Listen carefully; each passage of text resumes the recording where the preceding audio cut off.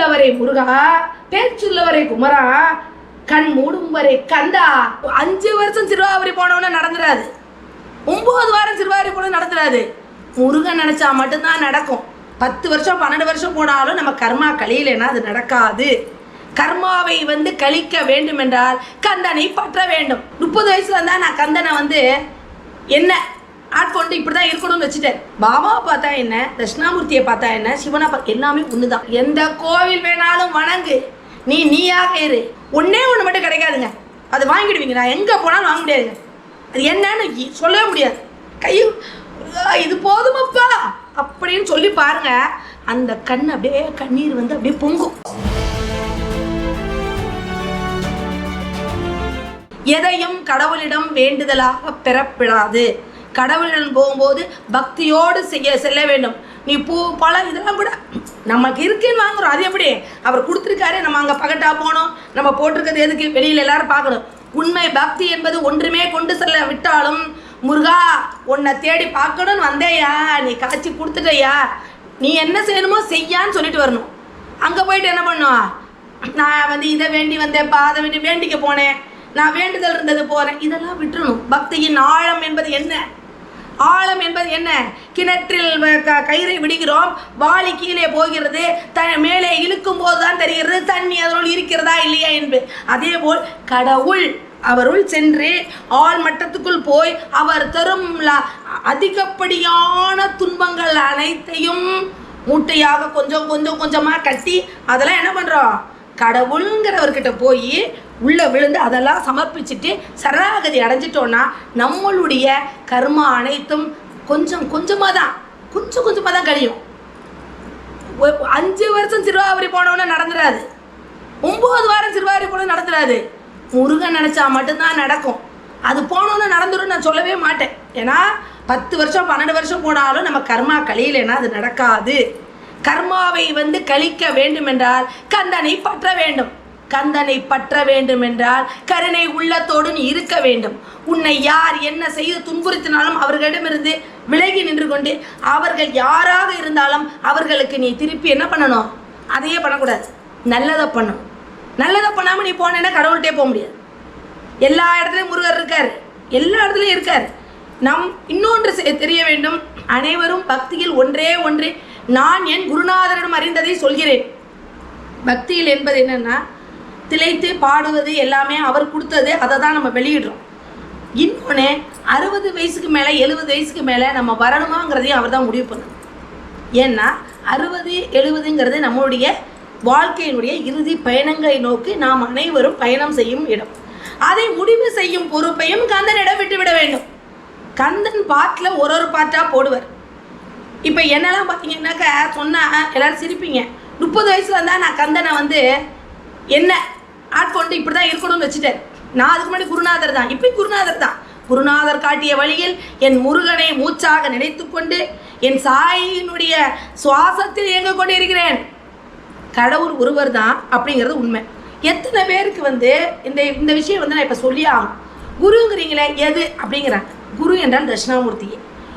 குருவினுடைய அதி தேவதா அப்படிங்கிறது யாருன்னாக்க ராகவேந்திரர், ஞானானந்தர், மகாபெரிவா, பாபா மகான்கள் தான் அதி தேவதா. ஸோ அவளை நீங்கள் வியாழக்கிழமையில போய் பார்க்குறீங்க, அதுதான் உண்மை. இன்னொன்று, பாபாவை பார்த்தா என்ன, தட்சிணாமூர்த்தியை பார்த்தா என்ன, சிவனை எல்லாமே ஒன்று தான். அதுக்கு ஒரு சின்ன கதை சொல்கிறேன், கேட்டுக்கோங்க. ஒரு சீடர்கள் அனைவரும் ஒரு ஆன்மீக வேத பாடசாலை இருந்தார்கள். அப்பொழுது குருநாதரிடம் ஒரு பையன் கேட்டான், அது என்ன அந்த கடவுள் இந்த கடவுள் என்கிறீர்களே, எனக்கு ஒன்று வித்தியாசம் தெரியலையே, பேர் மட்டும் ஏன் வேறு வேறாக இருக்கிறது, சிவன்கிறீங்க, பெருமாங்கிறீங்க, முருகன்றீங்க. அப்படியா, காரணமின்றி காரியமில்லை, பொறு சொல்கிறேன்றார். மதிய உணவு வேளையிலே அனைவருக்கும் சாப்பாடு வழங்கப்பட்டது. அந்த பையனுக்கு மட்டும், அந்த சீடனுக்கு மட்டும் வெறும் வெள்ளை எண்ணம் வழங்கப்பட்டது. அனைவருக்கும் புளி சாதம், தேங்காய் சாதம் அனைத்தும் வழங்கப்பட்டது, ஒவ்வொரு வெரைட்டியா. அந்த பையன் பார்த்து கொண்டே இருந்து விட்டு எதுவுமே போடவில்லையே என்று முழித்தான். அப்பொழுது கேட்டான், எனக்கு மட்டும் ஏன் வெறும் வெள்ளை சாதம் வைத்தீர்கள், அங்கே அனைவரும் எலுமிச்சம்பழ சாதம், தேங்காய் சாதம், சக்கரை பொங்கல் வச்சிருக்கேன்னா. கடவுள் ஒருவர் தானே, சாதம் ஒன்று தானே, கலர் கலராக இருக்குன்னு ஏன் கேட்குற, அது மாதிரி சாதத்தை சாப்பிட வேண்டியதானே, அதில் அந்த ருச்சி தெரியலையா அப்படின்னு கேட்டாராம். புரியவில்லையேண்ணா, இதை சாப்பிடு, வெள்ளையாக இருக்குது, வெள்ளை சாதமாக இருக்குது, ஒன்றும் டேஸ்ட் இல்லையே. அப்போ எலுமிச்சம்பழம் போடும்போது அந்த லெமன் டேஸ்ட் தெரியுது, தேங்காய் போடும்போது அது மாதிரி கடவுளை வழிபடும் போது முருகன்னு சொல்லும்போது அவர் செவ்வாய்க்குரிய தெய்வம், அதனால் அந்த பலன்.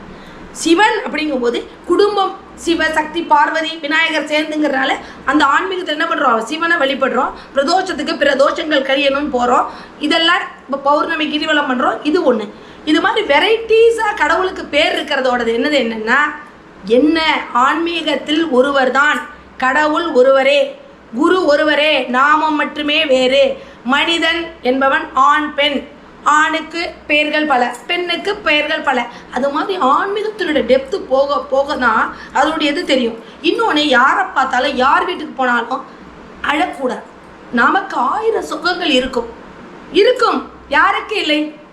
கண்ணை மூடி திறந்தால் அனைவருக்கும் வெளியிலிருந்து நீர் கொட்டுகிறது. அதையெல்லாம் நாம் எங்கு கொட்ட வேண்டும் என்றால் கடவுளிடம். அங்கே போய் கண்ணீர் கொட்டக்கூடாது. நம்ம நன்னா இருக்கிறத போய் அங்கே காட்டிட்டு கையெடுத்து கும்பிட்டா போதும். அதே மாதிரி யார்கிட்டையும் போய் அதை சொல்லி நம்ம அழுகணும்னு அவசியம் இல்லை. சொன்னால் யார் தீர்த்து வைக்க போகிறா? யார் நம்மளுக்கு செஞ்சு தர போகிறா? கடவுள் தானே செஞ்சு தரார். அதை நீங்கள் எல்லாருக்கும் சொல்லுங்க. யாராவது வந்து குறையன்னு சொல்ல வர்றப்ப கோயிலுக்கு போயிட்டு வாங்க சரியாயிடும் அப்படின்னு சொல்லுங்க. நன்னா இருப்பேன்னு சொல்லுங்க, நன்னா வந்துடுவேன்னு சொல்லுங்க, முருகற்ற போங்கன்னு சொல்லுங்க. சில பேர் பார்த்தீங்கன்னா நாங்கள் அந்த கோயிலெலாம் போயிட்டு இருந்தோம், இந்த கோயிலெலாம் போய்ட்டு, எந்த கோவில் வேணாலும் வணங்கு, நீயாக இரு. இன்னொன்று சொல்ல விரும்புகிறேன், கடவுள் எங்கும் இருக்கிறான் அப்படிங்கிறது உண்மை. இப்போ நம்ம வந்து ஒரு பெரிய கோயிலையும் பார்க்குறோம், சின்ன கோயிலையும் பார்க்குறோம். அங்கே ஆனால் என்னது, தோற்றம் ஒன்று தான் முருகன்.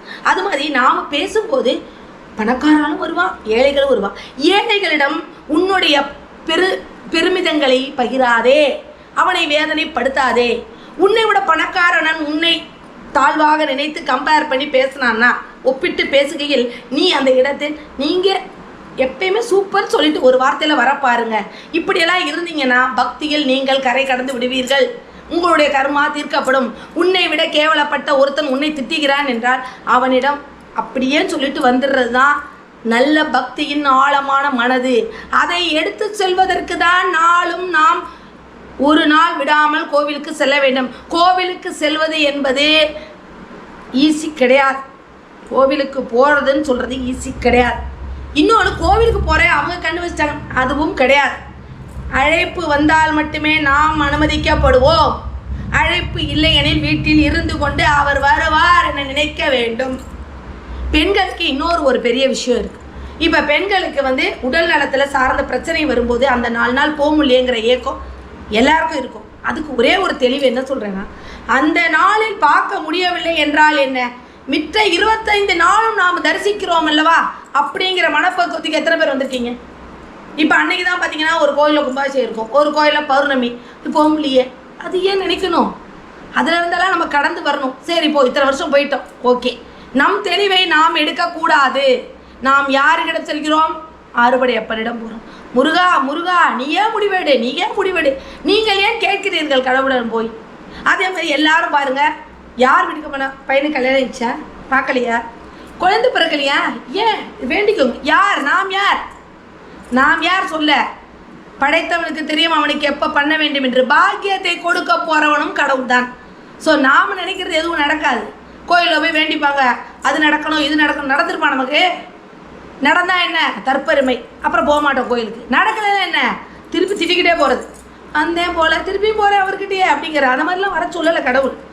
கடவுள்கிட்ட கேளுங்க, நான் வரணுமா வேணாமா நீ முடிவு பண்ணுன்னா அவர் முடிவு பண்ணுவார். ஒரு சின்ன விஷயம், இங்கே ஒரு கோயிலுக்கு போயிருக்கேன், தைப்பூசம். எனக்கு கிரகங்களை பற்றி தெரிஞ்சனால சொல்கிறேன். பூசத்தன்னைக்கு போயிருக்கேன். அன்னைக்கு பார்த்தீங்கன்னா படி வரைக்கும் வழியுது, வெளி வரைக்கும் போகக்கூடாதுனுங்க. நாங்கள் டோனர் கொஞ்சம் மேலே விடுங்க, நான் தான் படிப்பாட்டுக்கு போகணும், அந்த கோயிலில் பாடுவேன், டோனர் நான் போகணும் அப்படிங்கிறேன். இல்லை நீங்களும் நின்று தான் பார்க்கணுன்னு அந்த இருக்க கூட்டத்தில் இருக்கும் மக்கள் அனைவரும் சொல்கிறார்கள். என் கண்ணீர் ததும்பிக் கொண்டு நான் மீண்டும் ஓடி வந்து என்னுடைய ஆட்டோவில் நான் அமர்கிறேன். அப்போ எங்கள் ஆட்டோக்கார் கேட்குறாரு, ஏன் மேடம் நீங்கள் போனால் பார்த்துட்டு வருவீங்களா? என்ன, முருகன் இன்று எனக்கு அனுமதி கொடுக்கவில்லை, ஏதோ எனக்கு வருவதை தடுத்து கொண்டிருக்கிறார், நீ எடு ஆட்டோவை என்று மெயின் ரோட்டில் வந்து ஐயப்பன் கோவில் இருக்கும் பால முருகனை நான் சுற்றி விட்டு வேல்மாறல் படித்து விட்டு வந்தேன். மீண்டும் சாயங்காலம் போகலாம் என்று இருக்கும்போது அவர்கள் ஃபோன் அடித்தார்கள், மாமி இப்பொழுது காலியாகிவிட்டது, வருகிறீர்களான். முருகன் எனக்கு நல்ல காட்சி கொடுத்தார். எங்கிருந்தாலும் முருகன் தான். எனக்கு அந்த வருத்தம் இல்லை. எனக்கு வரும் கர்மாக்களை ஏதோ ஒரு விஷயத்தில் அவர் கரைக்கிறார் என்பதை புரிந்து கொண்டேன், புரிய வைத்தார். இதற்கு நான் நன்றி சொல்வேன். மீண்டும் மீண்டும் வருவதற்கு நான் அவரிடம் கேட்பேன். காவடி எடுத்து ஆடி வருவினும், மயில் வாகனம் ஏறி வருவினும், அவர் ஒருவர் 6 படைகளுடன் 7ஆம் படை என்ற மருதமலை முருகனுடன் வேலும் மயிலும் கொண்டு காக்க வருவார். நம்மை காண்பார். மூச்சுள்ளவரை முருகா, பேச்சுள்ளவரை குமரா, கண் மூடும் வரை கந்தா, ஞான வண்டிதா என்று நீ தினமும் கூறிக்கொண்டே இரு. கந்த சஷ்டியில் நீ அவரை காண்கிறாய் என்றால் கந்த சஷ்டி சொல்லு. கந்த குரு கவசத்தில் அவரை காண்கிறார் என்றால் அதில் சொல்லு. வேல்மாறலில் நீ அவரை பார்க்கிறாய் என்றால் வேல்மாறல் சொல்லு. எதுவுமே தெரியலையப்பா, என் மனமே அதில் போக மாட்டேங்குதா. ஓகே, அது எல்லாருக்கும் வர்றதுதான். என்ன பண்ணுங்க, கேசட்டை போட்டு விட்டு கேட்டுட்டே இருங்க. இல்லை ஓம் சரவணபா, ஓம் சரவணபா, முருகா முருகான்னு சொல்லிக்கிட்டே இருங்க. இருக்கும் வரை அனைவருக்கும் என்ன பண்ணணும், அந்த ஞானமான அந்த அமுத அனைவருக்கும் ஊட்டும். எந்த பொருளை சுவாமிகிட்ட போய் கொடுத்தாலும் அங்கே சாமிகிட்ட போயிடுச்சு, என்னோடது அங்கே போயிடுச்சு, அதை முதலில் விட வேண்டும். சாமிக்கு உள்ளே கொடுத்த பிறகு அதை அவர் என்ன செய்ய வேண்டுமோ அவர் முடிவு பண்ணிப்பார். நாம் அதெல்லாம் என்ன பண்ணக்கூடாது, முடிவு பண்ணக்கூடாது. ஏன் இதை போட்டுருங்க, அதை பண்ணி, அது யார், நம்ம யார், நம்மளே அவர் கொடுத்தது தானே. எல்லாமே கடை, இது எல்லாமே கடை. நம்ம உசிரே முதல்ல கடை தானே. என்னைக்கு வந்து கேட்பாரா, இன்னைக்கு கொடுக்குறது அளவுக்கு நம்ம பக்குவத்தை கேட்டு தான் போகணும் கோயிலுக்கு. என்ன கேட்கணும், இப்போ நம்ம என்ன சொல்லுவோம், என் பிள்ளை எல்லாம் இருக்குது நல்லபடியாக கல்யாணம், இந்த மாதிரிலாம் இருக்குல்ல நமக்கு. அப்போ இன்னும் நமக்கு அந்த பக்தி ஆளை போல இல்லை, ஆள் கடல் போல இல்லை. போயிருந்தா நம்ம எதுவுமே சொல்லாமல் அப்படின்னு இருக்கணும். அந்த நிலைக்கு வருவதற்கு நீ செல்ல வேண்டும் முருகனிடம்.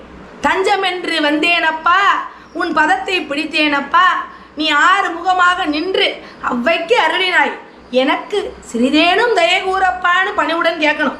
பாம்பன் கேட்டார், கால் எனக்கு இந்த மாதிரி ஆயிடுச்சு, டாக்டர்கிட்டலாம் வந்தால் நான் ஆப்ரேஷன் பண்ணிக்க மாட்டாருன்னு. இப்படி எத்தனை பேர் இருக்க முடியும்? ஏன் ஒரு சின்னதாக நான் சொல்கிறேன், முடியலைன்னு ஒருத்தட்ட பேசுனா டாக்டர்கிட்ட போங்க பார்த்துக்கங்க அப்படின்னு ஏன் சொல்கிறீங்க? அவங்க கும்பிடுறாங்களா சாமி, அவங்க இருக்கணுமா வேணாமான்னு கடவுளே முடிவு பண்ணிட்டோம். உங்களால் முடிஞ்சால் நல்லாயிடுவீங்க, நீங்கள் ஹாப்பி ஆகிடுவீங்கன்னு இப்படி சொல்லுங்கள். எல்லாருக்கும் ஹாப்பின்னு சொல்லுங்கள். நம்மளால் ஆனது அனைவருக்கும் கொடுக்க வேண்டியது நம்பிக்கை. அது தும்பிக்கையான் வழங்க அவர் அண்ணன் ஆறுவடையப்பன் துணை நிற்க நீங்கள் அமுத வார்த்தைகளை பஞ்சாமிர்தம் போல அனைவருக்கும் வழங்குங்கள்.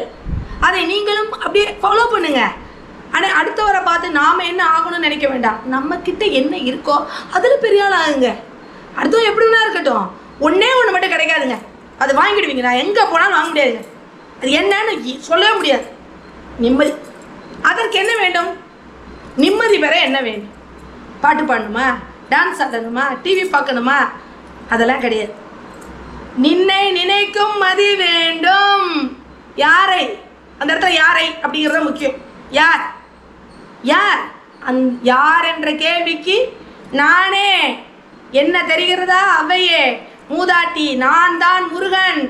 ஞானப்பழமான குமரனை நினைக்க நினைக்க உனக்கு ஞானம் என்ற நிம்மதி அளித்து மனம் நிம்மதி பெறும். இந்த சம்சார பந்த கடல் என்பது அனைவருக்கும் போட்ட முடிச்சு. இதில் தினமும் அழுது நொந்து என்னென்ன ஆகிறோம் என்பது அனைவருக்கும் அறிந்த ஒன்று. ஆனால் அலைக்கடல் போல அடித்து அடித்து என்ன ஆகிறது, மீண்டும் ஓய்கிறது, மீண்டும் தொடர்கிறது. ஸோ அந்த அலைக்கடல் ஓரத்தில் இருக்கும் அன்பான சண்முகனிடம் அடைக்கலம் புகுந்தால் நம் மனமும் லேசாகி கடவுளை பற்றி கொண்டு கந்தா கந்தான்னு சொல்லிக்கொண்டு, இல்லை நாங்கள் சூரசம்ஹாரம் 6 நாள் மட்டும்தான் முருகர், சஷ்டி என்று மட்டும்தான். கடவுள் வந்து எதையும் சாப்பிடாதுன்னு சொல்லலை. நீ என்ன வேணாலும் சாப்பிடு, எப்படி மன தூய்மையோடு குளிச்சு நான் விரதமாக இருக்கேன். இது மனத்தை தூய்மையாக வைத்துக்கொள், தூய்மையாக வைத்துக்கொள். அங்கே இருக்கார் முருகர். நீ வந்து வெளியில் தோற்றலாம் சும்மா, அது வந்து நீ வெளில போகணுங்கிறதுக்காக. யார் வந்தாலும் வாங்க இருங்க, 4 வார்த்தை நல்லதாக சொல்லு. நீங்கள் ஒன்று பண்ணுங்களேன், இந்த கடவுள்கிட்ட போங்களேன் வைங்களேன், அதை கேட்க இவங்களுக்கு மனசு வராது. நான் போயாச்சு, அதெல்லாம் பார்த்தாச்சு அப்படின்னு நீ எப்போ சொன்னியோ அங்கே ஆன்மீகம் போச்சு. அடுத்தவன் சொல்வதை கேள். அப்படியா, சூப்பர் சூப்பர், இது சொல்லிப்பார். அது எவ்வளோ ஹாப்பியாக இருக்கும். அந்த இடத்தில் தான் வந்து என்ன பண்ணுகிறார், ஞானத்தை வழங்கும் வள்ளல் இருக்கிறார். வள்ளல் இருக்கிறார் என்றால் அங்கு வள்ளியும் இருக்கிறார். வள்ளியும் முருகனும் இருக்கிறார்னா முதலிலே அமர்ந்து கொண்டு நான் தேவர்களுடைய குழந்தையான தெய்வானையும் இருக்கிறார். இவர்களுடன் நாம் இருக்கையில் நம் குடும்பமும் நன்மடியாக இருக்கும். யாரை வணங்கினால் என்ன என்பது கேள்வி அல்ல, யாரை வணங்க வேண்டும் என்பதுதான் கேள்வி. முருகனையே வணங்கு என்று முருகன் சொல்லவில்லை. அவர் முதலில் நம்மை வணங்க வைக்க வேண்டும் என்பதுதான் கோரிக்கை. முருகனை எல்லாரும் வழிபடலாம். முருகன் வந்து எல்லாருக்கும் அனுகிரகம் பண்ணுவார், ஏழைக்கும் பண்ணுவார், பணம் எல்லாருக்கும் பண்ணுவார். ஆனால் கடைசி வரை, இறுதி வரை, மூச்சுள்ள வரை முருகன் என்று நிற்க வைக்க ஒருவரால் முடியும் என்றால் அது முருகனால் தான் மட்டுமே முடியும். சஷ்டி என்றால் மட்டும் 6 நாள் மட்டும் விரதம் இப்படியெல்லாம் இருந்து முருகனை தேடுவது ஒரு விதம். சஷ்டி என்றும் கிருத்திகை என்றும் விசாகத்தென்றும் தேடுவது ஒரு விதம். எங்கு சென்றாலும் முருகா முருகா என்பது ஒரு விதம். மூச்சுக்குள்ளே முருகனை வைத்துக்கொண்டு பால் மாறாமல் முருகா முருகா என்று சொல்லிக்கொண்டு எந்த ஒரு வேதனை வந்தாலும் கடவுளிடம் காட்டும் கருணை போன்றே நாம் மருத்துவரிடம் சென்றாலும் அங்கும் முருகன் தெரிகிறான், என் குருநாதன் தெரிகிறான் என்று நீ எப்பொழுது விளைகிறாயோ அங்கு நிற்கிறார் உன்னுடைய தெய்வம்.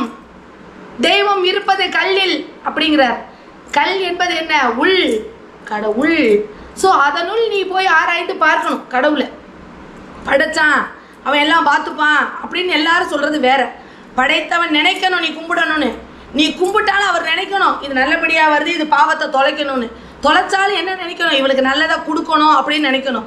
இப்படியும் எதுவுமே கொடுக்காம 10-16 வருஷமாக இருந்து கூட இன்னும் இவன் வரானேன்னு சொல்லி ஏதோது ஒன்று அவ்வைக்கு நெல்லிக்கனி கிடைச்ச மாதிரி அற்புதமான ஒரு இதை நமக்கு கொடுப்பாருங்கிறதுல நம்பிக்கை வைக்கணும். ஏதாவது ஒன்று தான் கொடுப்பார், அதை வச்சு தான் என்ன பண்ணணும்? அவரே பிடிச்சின்னு மேலே வரணும். சும்மா டெய்லி வந்து நிற்க மாட்டார் முருகர் வந்து டெய்லி. அப்போ நீ என்ன பண்ணணும்? ஒரே மாதிரி அந்த மனம் ஃபுல்லாகவே நம்ம முருகனை நோக்கியே இருக்கணும். இந்த நாள் அந்த நாள் கிடையாது. எந்த நாள் ஆனாலும் கந்தன் நாளாக வணங்க வேண்டும், கந்தனை நினைக்க வேண்டும். அனைவரும் கந்தனை நினைக்கிறோம், உலக மக்கள் அனைவரும் நினைக்கிறோம். எல்லாரும் முருகருக்கு மாலை போட்டு நடந்து எப்படிலாம் போகிறாங்க. இப்போ கணக்கம்பட்டியார்கிட்டலாம் போகிறவங்கலாம் பார்த்தீங்கன்னா பாத யாத்திரை பழனிக்கு போகிறவனே கணக்கம்பட்டியாரெலாம் பார்த்துட்டு போகிறாங்க. ஒவ்வொரு இடத்துலையும் நின்று எப்படி போகிறாங்க பக்தர்கள். அதை என்ன என்பது? பக்தி என்பதா? வெறி என்பதா? முருகனின் ஈடுபாடு என்பதா? காலம் என்பதா? மார்கழி கார்த்திகை மாதம் என்பதா? அதையெல்லாம் சொல்லவில்லை. முன்னோர்கள் என்ன சொல்கிறார்கள்? பக்தியினுடைய பெருக்கம் முன்னுள் வந்து நீ நடந்து முருகனை காண்கிறாய், என்ன வேண்டி போகிறாய் என்பது அவன் அறிவான். உன்னை யார் அறிவார்? கடவுள் ஒருவரே அறிவார். வெளியில் தோற்றம் பேசிக்கொண்டு உள்ளில் பார்த்தால் உள், அது பண்ணினால் நம்மை கடவுள் நெருங்க விட மாட்டார். அப்படியே வச்சிருவார். நீ அங்கே இரு, இவ்வளோ பண்ணிட்டு நீ வராத, எல்லாத்தையும் கூப்பிடுவார். ஆனால் எங்கே வைக்கணுமோ அங்கே அவரே போட்டுருவார். அதுக்கப்புறம் நீ என்ன பண்ண முடியாது? தாண்ட முடியாது. செவ்வாய்க்கு அதிபதியாக விளங்கும் முருகன் வைத்தீஸ்வரன் மகனாக இருந்து நம்முடைய வாழ்நாளில் வீடு பேற்றை தரும் தெய்வமாக விளங்கும் அந்த ஏறுமையில் வாகனன் துணை கொண்டால்தான் எந்த ஒரு எதிர்மறை சக்திகளையும் வெல்ல முடியும் என்பதை உணர வேண்டும். இன்னொன்று தெரியுமா? கோவிலில் திரை போட்டு அபிஷேகம் முடிஞ்சு திரை போட்டு வச்சிருக்கோம். ஆனால் மக்கள் வந்து எப்போ திறப்பாங்க அப்படிங்கிறதுல இருந்தால் இரு, இல்லையா போகலாம். முருகர் வந்து ஃபுல்லாக தான் காட்சி பார்க்கணும்னு சொல்லலை. அவரை நம்ம பார்த்துட்டோம் எந்த சூழ்நிலை, அது திருப்திப்படணும். இப்போ பழனி போகிறோம், ஆண்டியில் பார்த்தா எப்படி, வைத்தியநாதனா பார்த்தா எப்படி, அப்புறம் வந்து ராஜாரங்க, இதெல்லாம் நினைக்க வேணாம். நம் கண்ணுக்கு அவர் முருகர் பார்த்துட்டோம், திருப்தி. அங்கே எனக்கு இதை கொடுத்தாங்க அதை கொடுத்தாங்க, எனக்கு முருகனை பார்த்துட்டேன்ப்பா, அதுவே பெரிய விஷயம். பாட்டு எத்தனை பேர் அழுத்திருப்பீர்கள், கையும் இது போதுமப்பா அப்படின்னு சொல்லி பாருங்க. அந்த கண் அப்படியே கண்ணீர் வந்து அப்படியே பொங்கும். அது வந்து ஒரு வேற லெவல். அந்த அந்த லெவல் வந்து ரொம்ப உணர்ந்தவர்களுக்கு புரியும். எல்லாம் அவர் கொடுத்தார் இவர் கொடுத்தார் அப்படின்பா. எந்தெந்த கடவுள்கிட்ட போகிறாலும் அவா கொடுத்தா இவா கொடுத்தாம்பா, அது ரைட்டு. ஆனால் கொடுக்கவில்லை என்றால் எத்தனை பேர் சொல்லியிருக்கிறீர்கள்? கொடுக்கவில்லை என்றால் எத்தனை பேர் அதை பாராட்டி சொல்லியிருக்கிறீர்கள்? அதை எல்லாம் நாம் வந்து பொது இடங்களில் சொல்ல முடியாது. அவ்வை என்ன பட்டாள் என்பது யாருக்கும் தெரியாது. இப்போ நம்ம பாம்பன் நாதன் என்ன பட்டார் என்று யாருக்கும் தெரியாது. நான் மைக்கில் பேசிக்கொண்டிருக்கிறேன், நான் என்ன படுகிறேன் என்று யாருக்கும் தெரியாது. வெளியினில் தோற்றம், உள்ளில் மயக்கம். ஆனால் இந்த இரக்கம் கலக்கம் எல்லாத்தையும் முடிக்கும் சக்தி ஒருவனிடம் உள்ளதென்றால் அந்த நானாமடையப்பன் என் குலதெய்வ சுவாமிநாத சுவாமியிடம் இருக்கிறது. அவர் ஒருவர் அனுக்கிரகத்தோடு நான் என்றும் என் உயிர் மூச்சை வைத்துக்கொண்டு அவன் பாதத்தில் சரணாகதி அடைந்து கொண்டுதான் நான் என் ஒவ்வொரு நாளையும் கழிக்கிறேன்.